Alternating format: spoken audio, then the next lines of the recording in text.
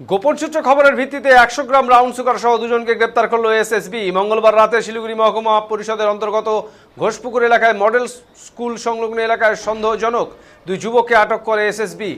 এরপরে তাদের তল্লাশি চালিয়ে উদ্ধার হয় 100 গ্রাম ব্রাউন সুগার, একটি ল্যাপটপ উদ্ধার করা হয়। এরপরেই সব খবর দেওয়া হয় ঘোষপুকুর ফাঁড়ির পুলিশকে। এরপরে এসএসবির পক্ষ থেকে এই দুই যুবককে ফাঁসি দেওয়া থানার হাতে তুলে দেওয়া হয়। ধৃত যুবকের নাম অঞ্জন মল্লিক, তার বয়স 22 এবং সায়ন সরকার বয়স 21।